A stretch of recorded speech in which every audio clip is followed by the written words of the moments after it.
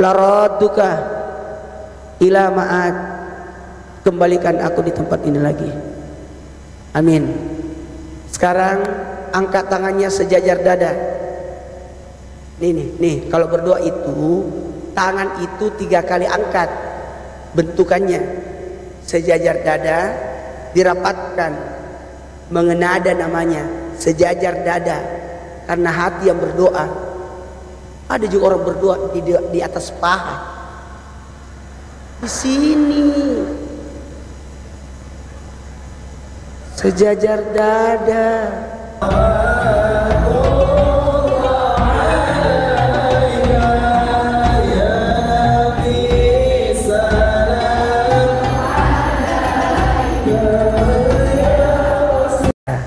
Udah selesai, kita mulai ceramahnya. Yang pertama apa tadi? Jalan ke surga. Mau masuk surga? Kalau Allah mengendaki orang itu jadi penghuni surga, Allah gerakkan hatinya untuk datang ke majelis. Itu cinta. Kalau tidak jadi guru, jadi murid. Kalau tidak bisa jadi murid, jadi pendengar. Tidak bisa jadi pendengar, pencinta majelis. Yang penting jangan jadi yang kelima kata Nabi, pembenci majelis. Oke? Kalau tidak bisa jadi guru, jadi murid. Tidak bisa jadi murid, jadi pendengar. Tidak bisa jadi pendengar, jadi donatur, pencinta. Saya tidak bisa datang, saya kirim kue ya, itu aja. Itu para pencinta. Dan yang kelima, pembenci, nauzubillah. Yang kedua, saya mau bacain yang kedua. Ya Allah, memberi ketenangan. Saya mau nanya Bu, seandainya ibu tidak ada di majelis, ibu di mana? Di rumah pakai daster, nonton TV, ku menangis, itu tuh, membayangkan itu. Tidur, tidak ada kegiatan. Tahu nggak? Dengerin ceramah, berada di majelis, itu luar biasa kemuliaannya. Yang ketiga, jihad. Jihad. Ini jihad ini kita tegakkan agama. Dengan berada di majelis, kita kuatkan agama kita. Oke? Ini jihad ini. Yang keempat, pahala sholat. Dari keluar rumah menuju ke sini, niatnya bermajelis, maka saat itu catatan malaikat bertuliskan sholat, sholat, sholat, sholat. Padahal dia jalan sholat, sholat, sholat, sholat, sholat. Padahal dia jalan itu sholat, sholat, sholat. Iya. Dari duduk ini, tahu nggak? Duduk mendengarkan kajian, pahalanya lebih mulia daripada salat sunat 1000 rakaat. Ini duduk begini. Ustaz Maulana sholat kemarin tarawih 30, tidak seberapa, lebih mulia ini. Waduh.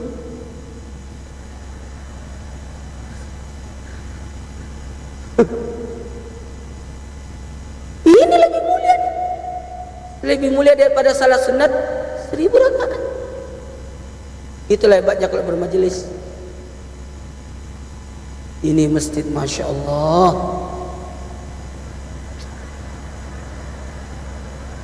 Sama warna baju saya. Ini masjid, masya Allah. Tahu nggak?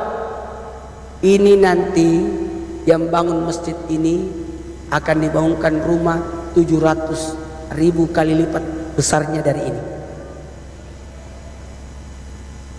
Nanti masjid ini datang nanti di pada masyar. Ketika manusia diadili, tiba-tiba datang. Ada suara gaduh, kaget, ternyata masjid yang jalan. Dipimpin oleh Masjidil Haram. Di samping kanannya Masjid Nabawi. Di samping kirinya Masjidil Aqsa. Di belakangnya Masjid Nur Setia Asih. Mencari siapa yang pernah membangunnya, yang nyumbangnya, lalu siapa yang pernah mengurusnya, dan terakhir siapa yang pernah masuk ke dalamnya. Hebat ini masjid, ada kantornya di bawah, ada hotelnya di belakang.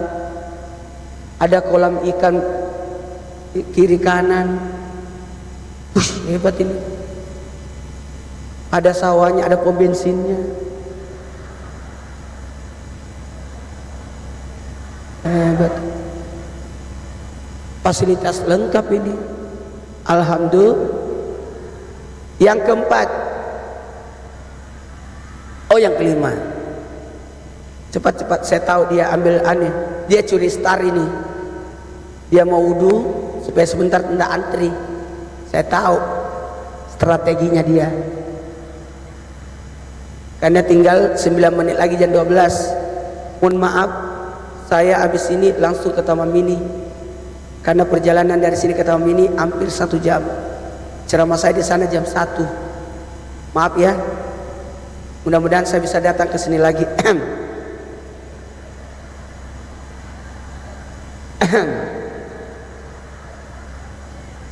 Masih ada bulan depan acara halal bihalal.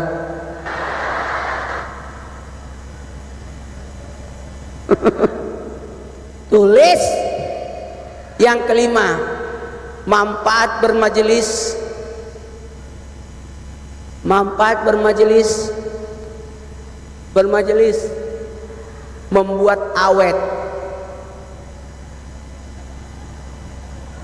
Membuat awet. Awet ibadahnya. Awet muda, awet muda. Bagaimanapun, siapa yang pakai krim ini akan jadi muda dibanding neneknya. Jamaah, bisa minta tolong? Bisa minta tolong? Daya, sekarang angkat tangannya semua. Gini, angkat tangan. Sejajar tangan saya. Kenapa? Kalau kita di Masjidil Haram, di depan Hajarul Aswad, depan Ka'bah, Bismillahirrahmanirrahim, kan? Gini kan? Kenapa? Karena kita tidak bisa mencium Hajarul Aswad. Jadi kita ambil Hajarul Aswad baru kita cium. Nah, sama ini, angkat tangan. Sekarang simpan di dada. Ya, jadi tidak ada lagi acara salam-salaman.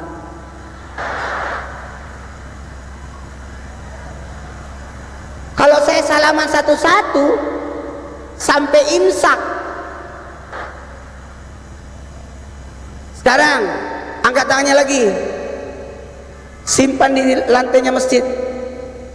Baca, innallazi farada alaika Quran laraduka ila ma'ad. Kembalikan aku di tempat ini lagi.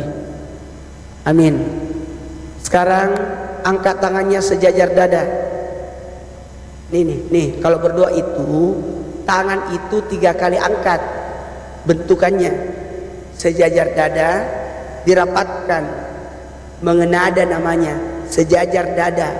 Karena hati yang berdoa. Ada juga orang berdoa di atas paha. Di sini. Sejajar dada. Hati yang berdoa. Ulangi, hati yang berdoa. Dan jangan turunkan tangan setelah berdoa sebelum diusap ke wajah. Karena di situ ada berkah. Ini kayak ada cahaya yang jatuh dari langit. Atau tangannya diangkat sejajar wajah untuk keusyuan. Karena kalau begini masih bisa tidak usyuk. Masih bisa. Sejajar wajah. Atau nih diangkat tangannya. Tapi ibu-ibu nggak boleh. Nggak boleh. Hanya untuk buat laki-laki. Itu pun kalau di luar tanpa atap. Kalau kita berdoa di Arafah di dalam tenda begini, begini dulu bersama jamaah. Kemudian kita berdoa bersama keluarga begini, sendiri pribadi. Baru keluar dari tenda diangkat tangan kita. Kalau perlu naik di atas bukit. Itu di Arafah. Saya sudah mengalami ke tanah suci. Alhamdulillah dapat rezeki. Sudah 20 kali ke tanah suci.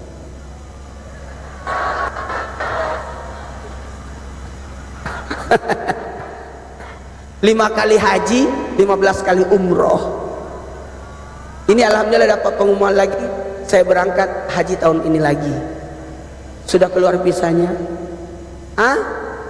Nanti kenapa? Semua jamaah bisa ngikut sampai bandara. Ikutlah.